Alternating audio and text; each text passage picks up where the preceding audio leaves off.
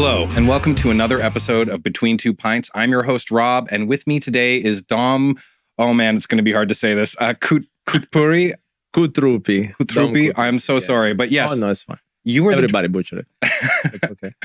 You're the director of Lola Dust. Yes. You direct a lot of other things. You're an author as well. Yes. And I talked to your friends, your producer friend Olivier and Jade. And yeah, Lola Dust is an incredible feature-length film.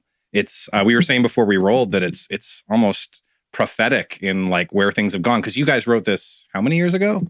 Well, the first draft of the film was 2021, actually. Then we went through several iterations of it. In 2020, end of 2022, we came to the conclusion we have to change massive storylines in it. And then, we finished it at the beginning of 2023, the actual script.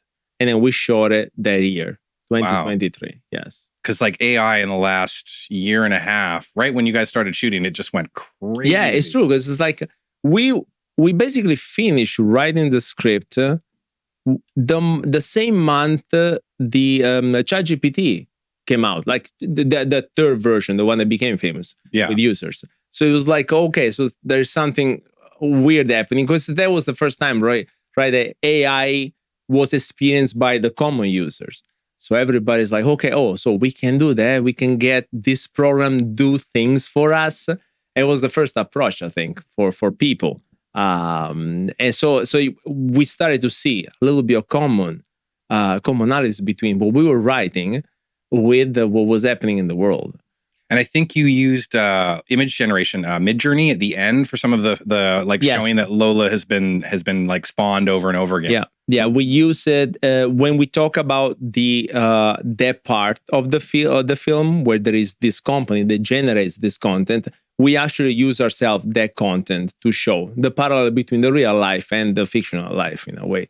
So we use Midjourney and a couple of other softwares. So you and Olivier, you've done a number of projects together, haven't you? Yeah, we've done a total of 3 features and 1 pilot and 2 short films. The first one was actually shot in VR, virtual reality, in 2017, because he was like an expert in VR. That's how we met. We met at a conference about VR many millions of years ago. And that's what he proposed to me. It's like, how about we do short films all shot in virtual reality? And because we're both huge fans of sci-fi and huge fans of cyberpunk, we actually did a cyberpunk short film all shot in VR with like a bunch of actors. It was quite fun. It was like my reintroduction to directing and to writing scripts after many years of just writing novels and not directing really, or shooting just commercials. You got your early start, I think, working at, and this may be totally incorrect, but Vatican TV? Oh, yeah. Can you tell me about that? Yeah, that always fascinating. Well, it was I moved to Rome after I did my film studies in the north of Italy, and after that I decided to move to Rome because Rome is like the hub for cinema in Italy. I moved there for some weird reason. I was able to connect with one person that connected me to another, and I ended up working as the microphone guy for a TV station that is basically the TV station of the Vatican City, where they do live programming about religion, about politics, and from there I went from being the microphone guy to be the studio assistant, which is the guy that gives the time, like 3, 2, 1 on air, all that. So I had done that for 3 years. So I was working surrounded by pretty much all priests, and wow. But it was actually. People think that it was like more about interviewing cardinals or not. The reality is not. It was like, if you watch it, you will know, because it was just normal talk shows with kids talking about issues that are happening in the world. So it was quite fun. It was my introduction to entertainment, really, because I was doing like hours of live TV every day. Like, and it was actually, I think, it really helped me with the directing, because it was in a way like directing. I had the director in the control room talking to me, and I had to set up the studio and course correct things as they were going live. So that really taught me a lot. How long were the days on that? We were doing just regular 8 hours days, wow. but they were the kind of split. It's like you have 1 hour where you're not doing anything, and then you having like an hour and a half of live action, like live talk show, and then you pause for like 45 minutes. Then maybe you have like the 30 minutes news, and so in a green screen, like we were doing this kind of little bits throughout the day. So it was a lot of fun. It was a lot of fun. Where did you go after that? After that, like it was like the end of 2007, and a friend of mine that I studied with in the north of Italy, he called me out of the blue. I'm like, I'm in Vancouver, and you should move here. I'm like, whoa, I haven't talked to you in like 2 years. What are you talking about? What the hell are you? And like, first of all, I had no idea where Vancouver is. So that's exactly what I thought. I had no idea what it is. I'm like, you know what? I want to come and visit. Spend the summer there, or maybe just a month or whatever. Summer is dangerous. You see the best part of Vancouver. That's the problem. Like I literally, the first time I stepped foot in Canada was like the 30th of July. Like we just the top, like total false advertising. Like the greatest city in the world type of thing. So I did like one summer. Then the summer after, actually, he called me again. He's like, we're doing a little web series about Italian immigrants in Canada, and a friend of mine who was Canadian Italian would like you to be the co-host. So we're gonna pay the ticket for you to come here and co-host with her and do these little bits in like 20 days in Vancouver. I'm like, okay. So I did it again. And after that, maybe because it's like this time I was living closer to downtown, again, August, fantastic, walking on the seawall and all that. This is pretty awesome. Also, I'm here with one of my best friends. I'm really enjoying the city. I'm like, you know what? I'm gonna try and move here and see what happens. And so I went through the entire process of immigration, which was so far one of the most traumatic experiences of my life. Like 3.5 years of like being taken advantage of left and right. Because I didn't come here as a student. I just came here with my 6-month work permit, trying to get somebody to sponsor you. So I had to literally take all my skills, shooting, editing, and just offer my services. And then a company decided then to sponsor me, but obviously it was very small, so it's a whole complication. But I learned a lot because like I was shooting 3 to 4 commercials a week basically and editing it. Like it was very fast paced. So I did that for 3.5 years. That was my first introduction to Canada and North America, really. So that's quite the adventure. Yeah. So you and Olivier made a movie before Lola Dust, didn't you? Yes. Yeah. It was called Residents of Arcadia. I think now it's available on YouTube, but the distributor opened it up to YouTube. There'll be a link below on the YouTube. Yes. Yeah. It's a sci-fi comedy thriller drama film. It's a mix of genres, and it's about Italian immigration. It's about immigration in Canada or overall. Mm-hmm. It was a film, obviously, that was inspired by my personal experience, but I didn't want to make the drama about the immigrant. I want to make something that was more fun and more sci-fi, because that's where I belong in a way. So I wrote it. A friend of mine who was my cinematographer at the time pushed me to actually make it a feature. And we were able to find some money, some investment, and we were able to put together the production. Unfortunately, when we decided to start production, it was March 2020. It's like we were literally ready to go. We literally posted the ad for casting, the ad for first AD, for all that, and that's where the pandemic hit. But despite that, we figured out that we wanted to do, first of all, we wanted to shoot in blocks. Mm-hmm. So we decided to basically work with the valleys of the pandemic. So anytime the pandemic will go down, like summer, we shot the first block of the film. And then we shot the other one in October. And then the third one in November. And then we completed the film. That was our first film, that we did together. How many shoot days do you think it was? It was 13. That's really good. Yeah, it was 13. Obviously, heavy page count every day. But like we had to. Also, I wrote it to be shot in a very efficient way. So what were the sci-fi elements, if it doesn't spoil anything? It might spoil a couple of things, but there is a lot of I mean, it's very Black Mirror, man. Like, oh, that's enough. Everybody that watches Lola Dust and Residents of Arcadia, they always say Black Mirror as the first thing. No, it's about reality you connect to, that you believe is the real reality of it. And it's your ideal reality, but it's not. Coming out of an election, I've been seeing a lot. Pretty much, yeah. Pretty much. And it's, he had a lot to do, even if I didn't realize at the time, he had a lot to do with social media, for example. The fact there is these, which is also a theme that I explore, obviously, massively with Lola Dust. This difference between the online persona and who we are in the real life. In Residents of Arcadia, yes, definitely that was also the concept, one of the major concepts, who we want to be online and who we are in the real world.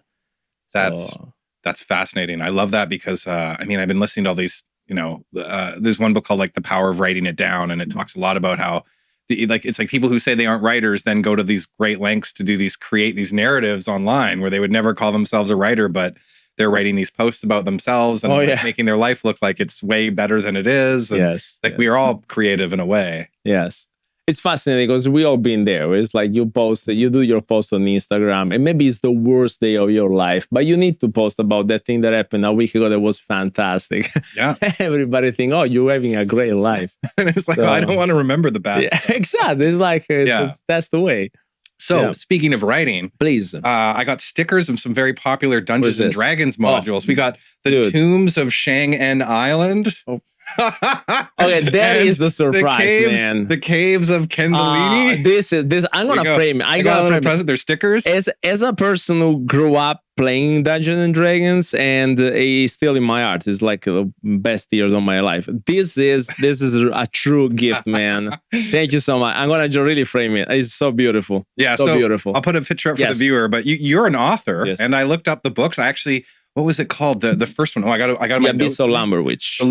The Abyss of Lumberwitch. Yes. I was reading the storyline, and I'm like, damn, is this on audiobook? Because like, it's not. Yeah. But it should be. It should be. You're right. That's a great idea, actually.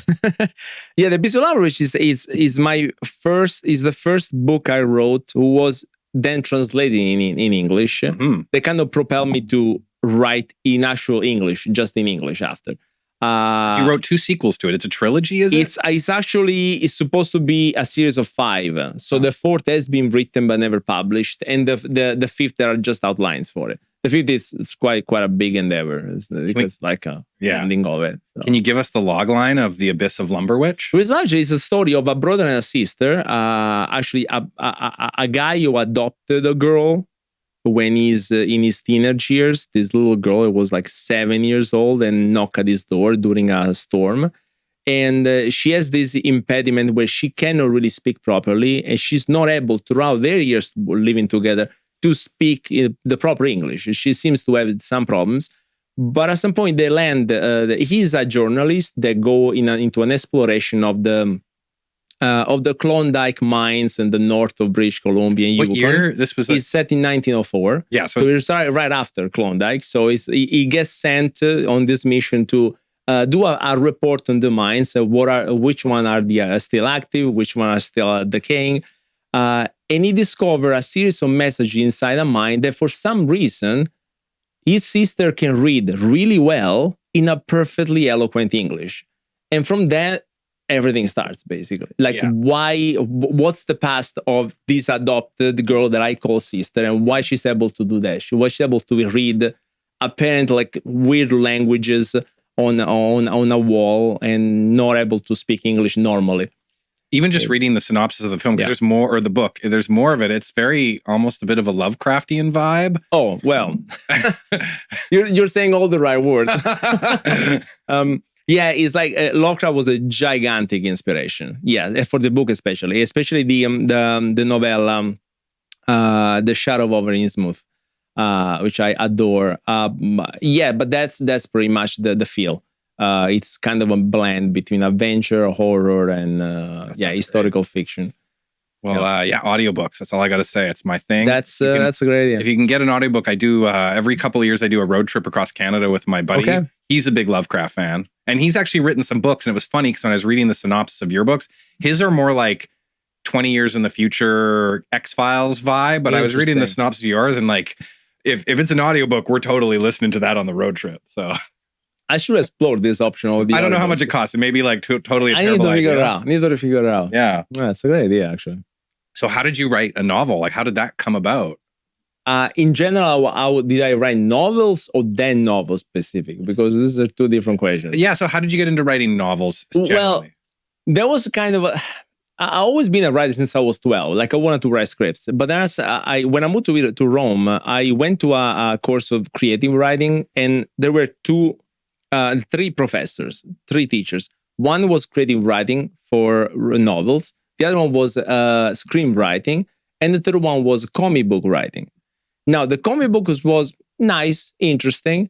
The screenwriter, the guy was terrible.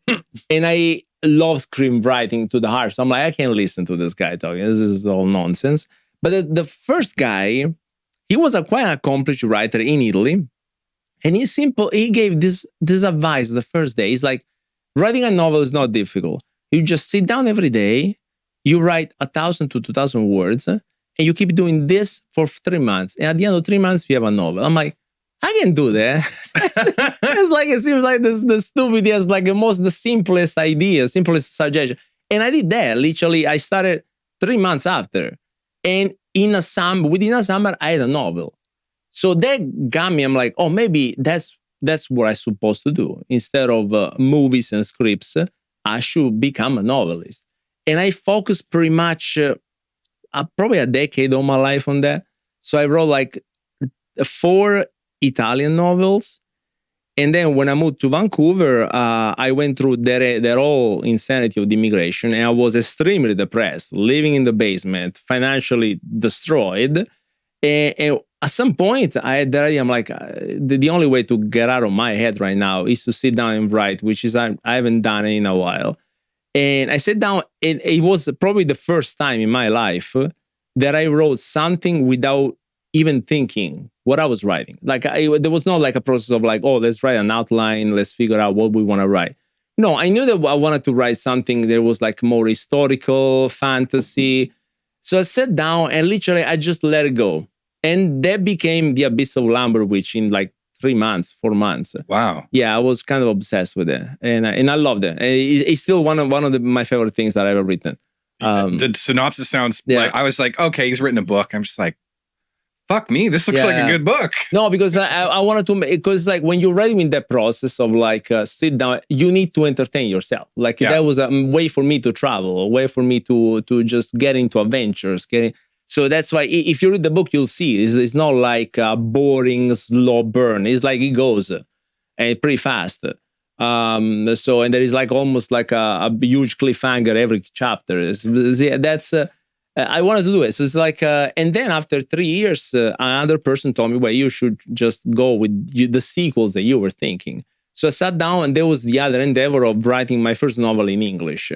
And that became The Tombs of Schengen Island, which is probably my favorite in the series. It's the same characters? Same characters, yeah. Oh, nice. It's the same characters, and every book is set in a different country. Nice. So the first one is North America, the second one is in China, the third one is in India, the fourth one in Egypt, and the fifth one in Europe. Wow. So he's like going around traveling the world, being a reporter-ish thing. Yeah, it's basically like those capers novels from the 30s, right? Like where they were traveling. But it's all connected. It's like the story builds up where you discover more about the character. It's all one piece in a way. Yeah. So that became Tombs of Schengen, and then I wrote the third one and so on. Yeah. That's great. And now you and Olivier have another project, a film project coming. Yeah. We're jumping all over the place. Sorry. I hope I'm not your head. I love it. But you guys got another project. I think it was a musical. Yeah. that was interesting. Yeah, this musical is called So Glad You Came. It's hilarious. Yeah, it's hilarious. Absolutely hilarious. It was one of the coolest projects I got involved with. It's like he was the lead actor of Residents of Arcadia called me once and it's like, listen, I wrote this play. He went to the Fringe Festival. It's the original title, if I remember correctly, was I don't remember. It was something with the Great Canadian Porn or something, because he has like some elements of like sexuality and sexual repression. So he wrote this play, and then he got some financing, and he had put my name in it as a director and Olivier as a producer. He just asked me, like, do you want? I said, sure. But thinking, who knows if he's going to get financing when. But within like 4 months, like, yeah, we got the money. So we're doing this. Okay, wow. Let's do this. And that's what happened. It's like we were able to do, obviously it's low budget, but we were able to do a musical. We shot it in like 16 or 17 days. And there are like 70 actors and dancers and performers. It's a crazy endeavor. It's just that everybody loved the idea so much, and the script is also not like a 70-page script. It's like we're talking about almost 2 hours. Now we've done an assembly, and it's like an hour and 50 minutes. So it's quite substantial. And we have fantastic actors, all union actors from the people that you've seen in big shows. They all want to participating. And like, are there any of the cast from Lola Dust come back? Let me think about it. Maybe a couple, but I'm not sure. I'm not sure because being a musical, we were requiring everybody had to be kind of a dancer or a singer. So basically, we involved the entire musical theater community of Vancouver in this. I probably know a fair number. Oh, you probably know. Yes. It's like quite famous faces in that community. How close to that is that being finished? Well, we are in the second phase of looking for financing for post-production right now. Yeah, so we have an assembly now that we're showing and a bit of a trailer. I assume that like a musical will have a lot, like it'll be a lot harder to do post on that. Yeah, that's why it's quite hard, because we also have like a whole section set in a video game. So we're looking that we need to do a bunch of visual effects for it. Oh, like Unreal Engine stuff. Yeah, like we don't want to really go all the way to Unreal Engine, because we actually shot in a forest with people in character. Like it has to look like cosplay-esque still. But we want to add, all the diamonds, all the stuff, like all the gifts or whatever. Video. Yeah. It look like almost like a Final Fantasy video game, right? So you need to add all that. That's incredible. Yeah. What did you? Cool. I'm a camera nerd, so it's okay if you don't know this. But what camera did you shoot that on? Oh, FX3. FX3. Yeah. Interesting. And then we decided because it's small. It's very small. Because I know you shot Lola Dust, I believe, on an Ari. We shot, so a third of the film was shot on a Komodo, red Komodo. Yeah. 2/3 on a mini Alexa Mini. Wow, that's great. Yeah. Did you? And now back to Lola Dust, because that's kind of the focus. So I can get you back on again to talk about this next one. Let's jump around. I love it. What were the most challenging parts of Lola Dust for you? Oh man. Technically, set to everything. Yeah. What was the pain? Well, I mean, I went through this huge, existential crisis in between the 2 blocks of shooting, because we shot we put some money in, and we shot the first of the 3 blocks of the film, which was probably the first 20 minutes of the film. Mm-hmm. And we did that to create a trailer, a good chunk of the film, and then go and look for actual investment. The time between that and until we got investment, it was like 4 or 5 months. Was one of the worst times of my life, because it was intense emotionally. Because you have all these people believing in the project, and now it's kind of up to you to finish this. And you're looking for money and convincing somebody that this is worth it. And it's like the worst part of you really making a film. The rest is fantastic. Mm-hmm. When you work with people, but looking for money. So that was challenging. That was definitely challenging. And of course, there is always the challenge of how do I make this look better than the resources we have allow. But that's kind of more of the craft of having extensive meetings with the cinematographer, extensive meeting with the actors to make it look legit. So that's always definitely challenging. But yeah, the looking for money, it's always brutal. And the other part is the post-production of it. Yeah. Jesus. The post-production pretty much destroyed me completely. The post-production. Because it's I was pretty much in charge of the entire process. And I had an editor that would work with me. And we had to also reach out to a bunch of VFX people to do VFX. The process, because it was a film that had like 150 VFX shots, roughly, even if you don't see it. Basically, masking this, removing this, composing this. It's a whole thing. We had a lot of... it's a job that was supposed to be done by a team. But in the end, it was me and my editor. So it took us a year and a half. And then, of course, I had great people like my editor helping, the composer, like even the music, which I'm so proud of.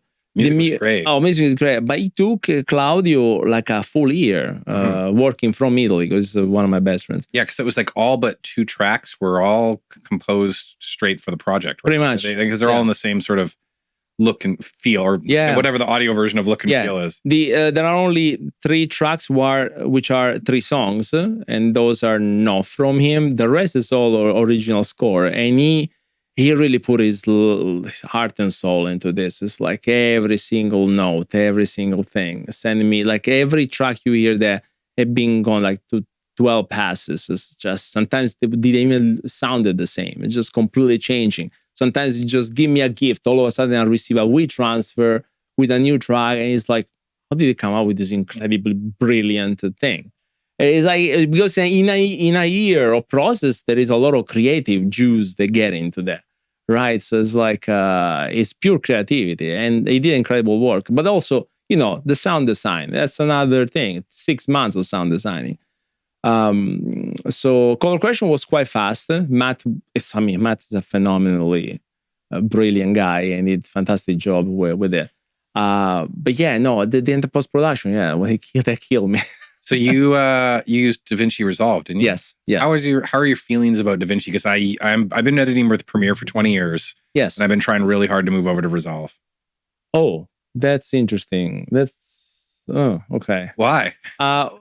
Because I think the transition to Resolve from any platform is the easiest one you can ever do. Yeah, mostly it's like, because it's I'll be like, if I sit down, I know I can edit this in 20 minutes in Premiere. Yes. But Resolve will take like an hour or two. Really? Just because it's a little like, oh, I don't even know what the word for that thing is, and then I want to fix it, like a keyboard shortcut, and then just weird little, because I try to fix learn the things instead of the workarounds. Well, of course, 20 years of Premiere, the problem is I can do it blindfolded. So it's like speaking the same language. But as soon as you really learn those little few keywords in DaVinci is like, I don't know. I have the feeling that when they put it together, they ask a bunch of editors what they wanted, and they created it for them, because it's so intuitive for an editor to use it. So Premiere, obviously, I've been a professional editor for like 13 years, and I use Avid, Premiere, and Final Cut, not X, the one before. I don't even know why X. I don't know why X exists, to be honest. Cash grab. Cash. Yeah, 100%. And I love Premiere Pro. It's like the base for everybody. Like I actually learn it on it. It's like the best.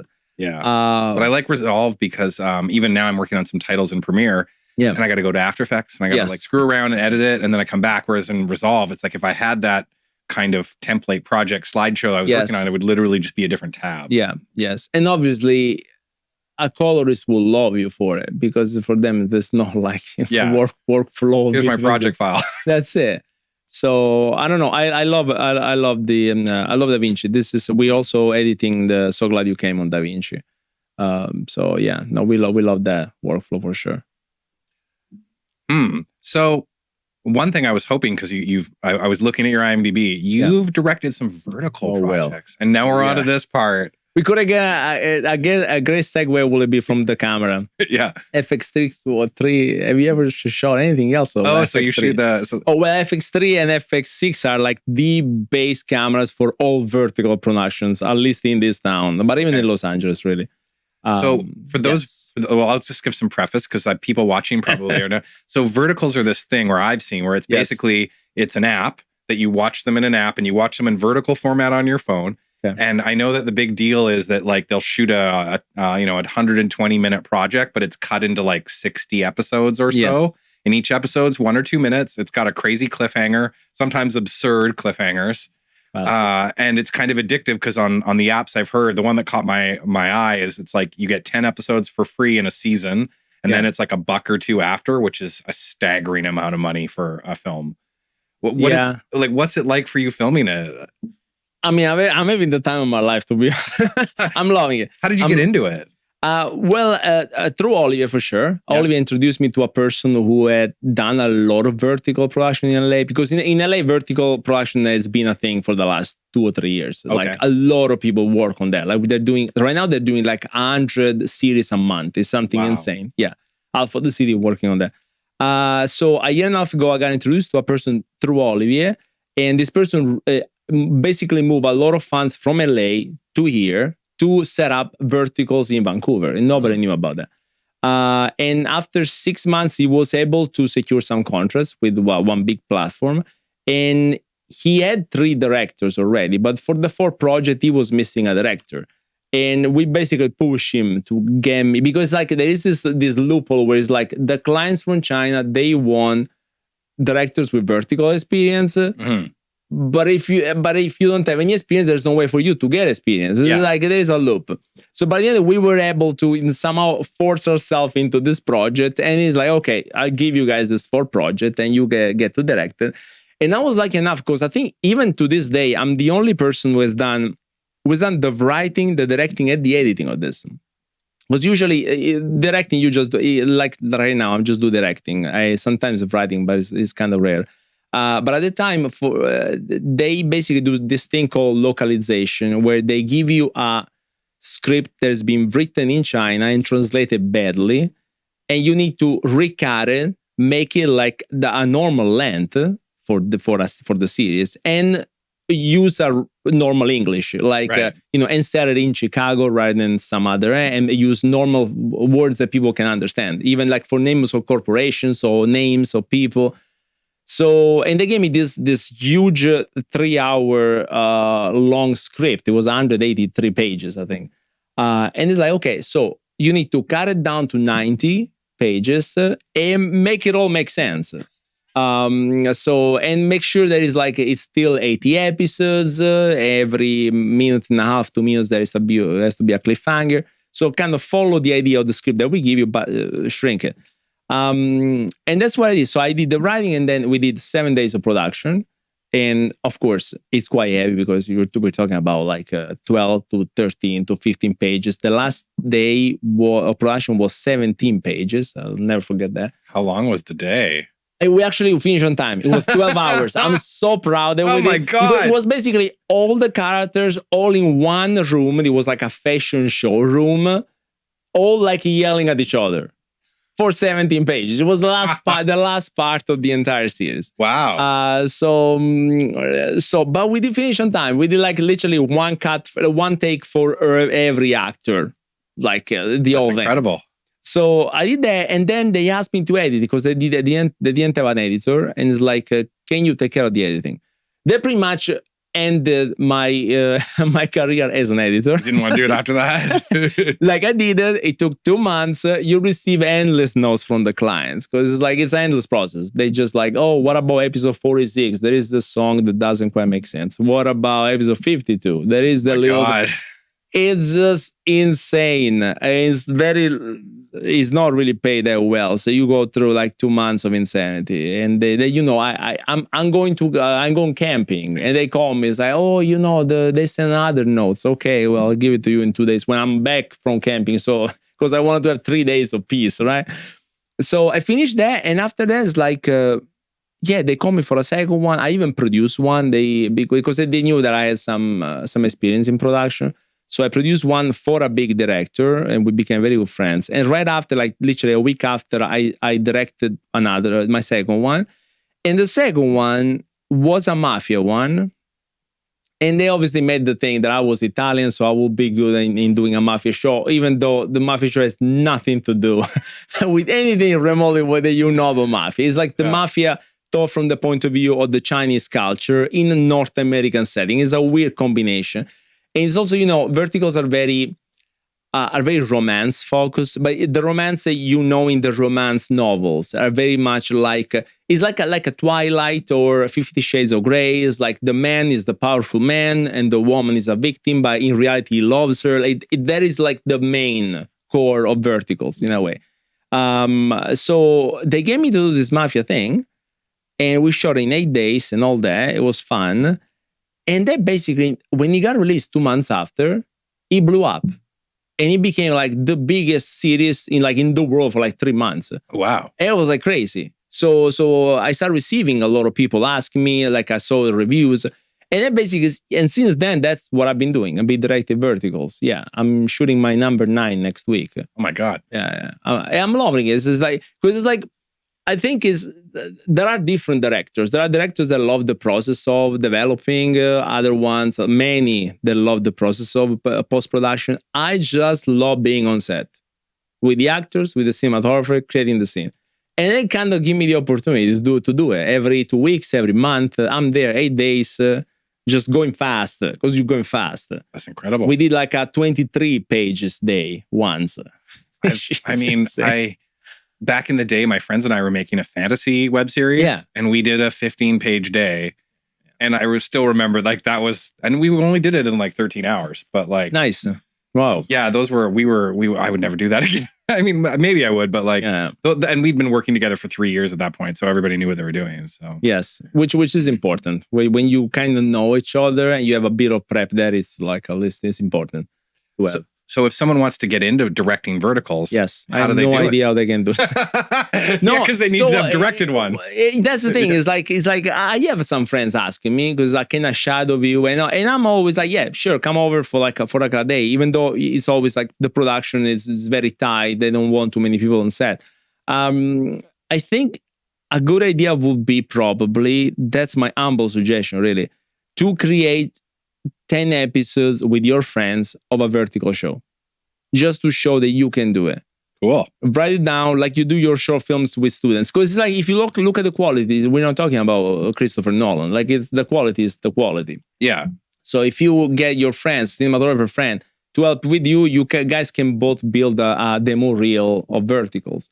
So I think that's probably it's an idea. Well, that's already, me and some friends have already been talking about that. Though we're like, we're worried because we want to try like to do a sci-fi or a fantasy one. Yes. But I don't like, they probably, the people you'll be showing this to try and get work from won't be interested in that. Or that's the thing terrible. Is I chatted with a couple of people who wants to create the first North America vertical platform. And that's what they told me. It's like, we would like to open up to all genre, like horror and sci-fi. I'm like, here I am, please, just let me do that.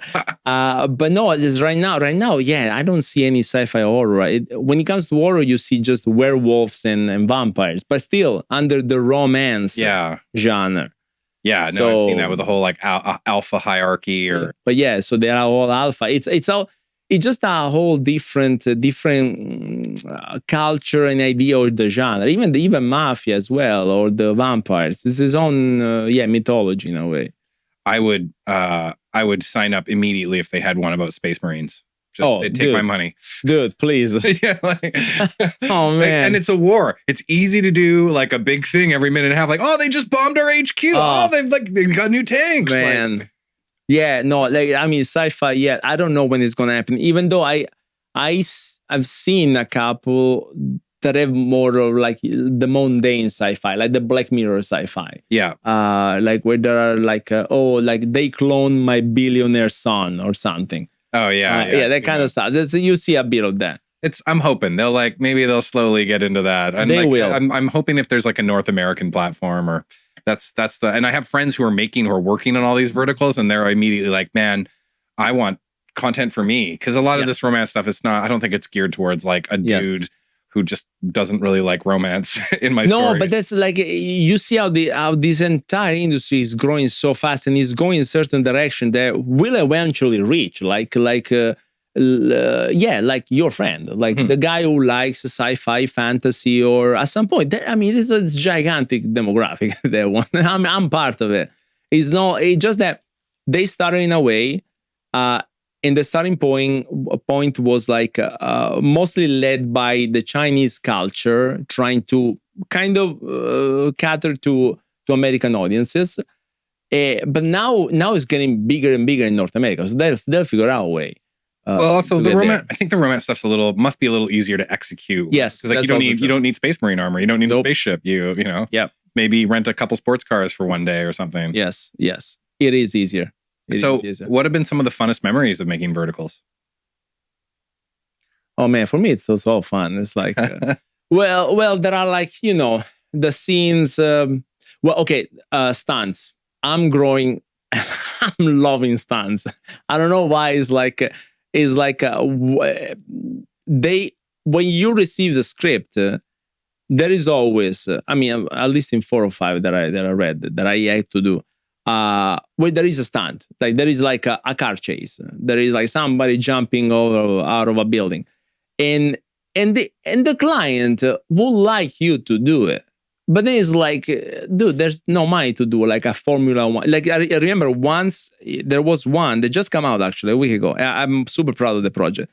And the original script started with a Formula One race. And there was literally written, there is this bunch of fans with the flags.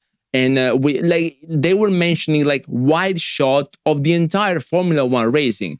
And I had to have that conversation with the client. And they were like, how you're planning to execute this? And I'm like, I'm talking to my producer, like, but do they understand that the budget, so we can't do this?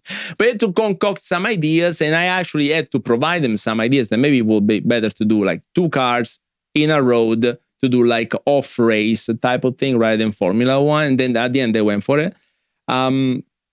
But they want you to do the stunts. Mm-hmm. And I'm trying to push to do the stunts because I'm loving it. The stunts is the funnest thing. If you have great stunt people, as we do, it's the most fun you can have. That's really incredible. I think actually I saw the trailer for that because I think a vertical actor I worked with, Evan. Yeah. And I can't remember. He's in that. He's the driver. He's the man. Yeah. No, I've actually been bugging him on Instagram to maybe get to interview him for this show. Oh, really? Okay. Yeah. You should because Evan is like is now one of the most seek out actors, one of the most experienced in vertical. He's now like 20 probably. And we are good friends because we both started together. Mm-hmm. We did our first vertical together. He was literally stepping on the set saying, how does it work? He had no clue. And now he's the man. I've seen him growing because we've done like, I think I'm the one that worked the most with him. We've done like 7 together or something. Wow. Yeah, I've done. If you look at my FDB, you see Evan all the time, like everywhere.